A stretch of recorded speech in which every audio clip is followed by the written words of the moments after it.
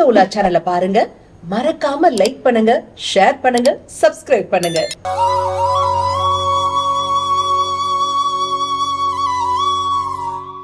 இறையடியார்கள் அனைவருக்கும் அன்பான வணக்கங்கள். ஆன்மீக உலா யூடியூப் சேனல் வாயிலாக உங்கள் அனைவரையும் சந்திப்பதில் மிக்க மகிழ்ச்சி. நாம் தொடர்ந்து பல ஜோதிடத்தோடு தொடர்புடைய ஆன்மீக விஷயங்களை பார்த்து வருகிறோம். அந்த வகையில் இன்றைக்கி நாம் பார்க்க இருக்கக்கூடிய ஒரு அடிப்படையான விஷயம் என்ன அப்படின்னா, நிறைய மனிதர்கள் இன்றைக்கி பார்த்திங்கன்னா தான் சுயத்தொழில் செய்யணும், சுயத்தொழிலில் அடிமட்ட நிலையிலிருந்து ஒரு சிறப்பான இடத்திற்கு நகரணும், அதே போல் அந்த தொழிலில் எந்த விதத்திலையுமே கடன் இருக்கக்கூடாது, இப்படி பல நபர்கள் நினைப்பதுண்டு. ஒரு தனி மனித வாழ்க்கையில் ஒருவர் வியாபாரி ஆகணும், பணத்தை நிறைய ஈர்க்கணும் அப்படின்ற ஒரு சூழல்கள் வரும் பொழுது அவருடைய ஜாதகத்தில் 2 கிரகங்கள் நல்லா இருக்கணும். அதில் ஒன்று புத பகவான், 2வது சுக்கிர பகவான். சுக்கிரன் அன்றாட பொருள் வரவை தருபவன், புதன் வியாபாரத்தை பெருக்கி கடன் இல்லாத நிலையை தருபவன். ஸோ இந்த 2 கிரகங்களுமே நமக்கு சுப பலன் அளிக்கும் பொழுது தான் நம்மளால் என்ன பண்ண முடியும்னா ஒரு நல்ல மாற்றத்தை பார்க்க முடியும். ஸோ இன்றைய பதிவு எதை பற்றியது அப்படின்னா, நிறைய பேர் தான் செய்யக்கூடிய வியாபாரத்தில் வீழ்ச்சியை பார்த்துருப்பாங்க. அப்படிப்பட்ட வீழ்ச்சி நிலையில் இருப்பவர்கள் என்ன செய்யலாம் என்பதை பற்றிய ஒரு அற்புதமான தொகுப்பு. முதல்ல இதற்கு 2 நாளை நாம் தேர்ந்தெடுத்துக்கணும். முதல் நாள் புதன்கிழமை. இந்த புதன்கிழமையில் புதன் ஹோரை, அதாவது காலையில் 6லிருந்து 7 மணிக்குள்ள புதன் ஹோரை என்பது புதன் உச்சம் பெறக்கூடிய தன்மையுள்ள ஹோரை காலை நேரத்தில். அப்போது நின்ற கோலத்தில் இருக்கக்கூடிய பெருமாள், நல்லா புரிஞ்சுக்கோங்க, நின்ற கோலத்தில் இருக்கக்கூடிய பெருமாளிற்கு புதன் காரகத்திற்கு உரிய தானியமான பச்சை பயிறு, அந்த பச்சை பயிரோடு ஏலக்காய், டைமண்ட் கல்கண்டு சேர்த்து நம்ம என்ன பண்ணணும் அப்படின்னா பாயாசம் செய்ய வேண்டும். பச்சை பயிறு பாயாசம். இதை காலையில் புதன்கிழமையில் 6லிருந்து 7 மணிக்குள்ள நமோ நாராயணா என்பதை 9 முறை நீங்கள் ஒரு பேப்பரில் எழுதணும். அதே போல் 9 முறை அதை வாய்விட்டு சொல்லி துளசியால் நமோ நாராயணா அப்படின்றத அர்ச்சனை பண்ணி நாம் செய்து வைத்திருக்கக்கூடிய அந்த பச்சை பயிறு பாயாசத்தை நாம் என்ன செய்யணும்னா பெருமாளுக்கு நெய்வேத்தியம் பண்ணிட்டோ, கரெக்டாக 15 வயதுக்கு உட்பட்ட பெண்கள், 15 வயதுக்கு உட்பட்ட இளம் பெண்கள், அதே போல் 15 வயதுக்கு உட்பட்ட இளைஞர்கள், இவங்க எல்லாருமே புதன் காரகம். ஏன்னா 10லிருந்து 5 வயதுக்குள்ள ஒரு மனிதருடைய வேகம் என்பது ரொம்ப ஃபாஸ்ட்டாக இருக்கும், ரொம்ப வேகமாக செயல்படுவாங்க. ஸோ வேகத்தன்மையை குறிப்பது புதன்.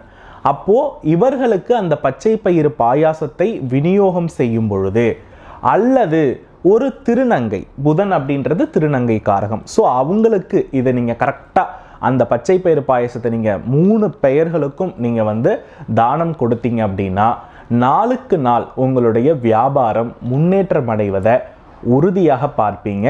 இந்த பச்சை பயிறு பாயாச தானம் என்பது, அதாவது வழிபாடு செய்பவர் எக்காரணத்தை முன்னிட்டும் சாப்பிடக்கூடாது, அது தானம் கொடுக்க வேண்டும். அப்போதான் நம்மளுடைய கர்மா கரையும். இது ஒரு விஷயம்.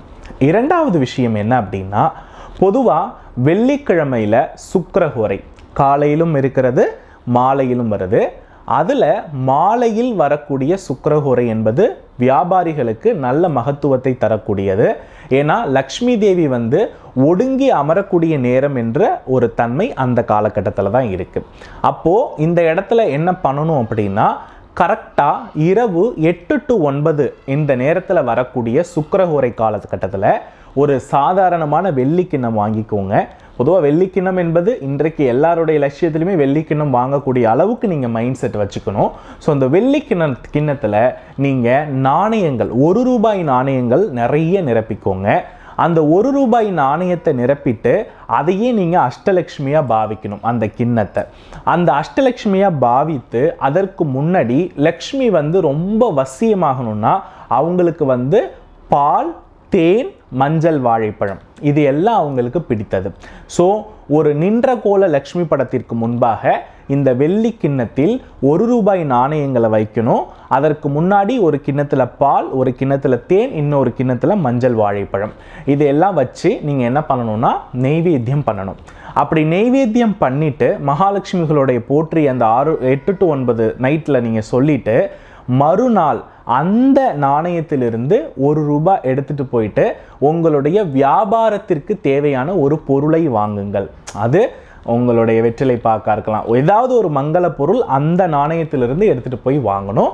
திரும்ப எடுத்த நாணயத்தை அன்று மாலை அந்த கிண்ணத்தில் சேர்த்துடணும்.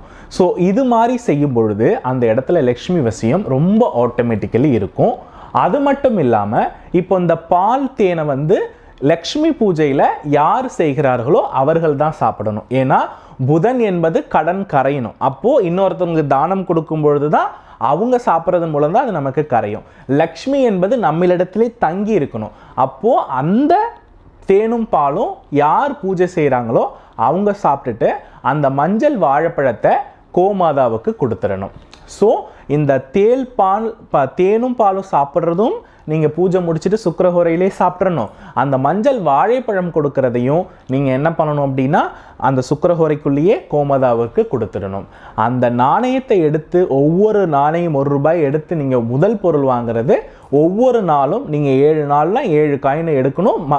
அதே ஈவினிங் நீங்கள் அந்த எடுத்த காயினை திரும்ப உங்கள் வியாபாரத்தில் வரக்கூடிய காயின் மூலம் திரும்ப அந்த ₹1 வைக்கணும்.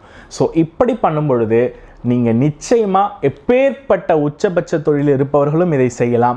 அடிமட்டத்திலிருந்து உயர்பவர்களும் இதை செய்யும் பொழுது மிகப்பெரிய மாற்றம், மிகப்பெரிய உச்சபட்சம். கூடிய விரைவில் நீங்கள் நல்லா இருக்கிறத அனுபவத்தின் வாயிலாக சொல்லுவீங்க. இது அனுபவத்தில் நிறைய பேருக்கு வெற்றிகள் தந்த பரிகாரம்.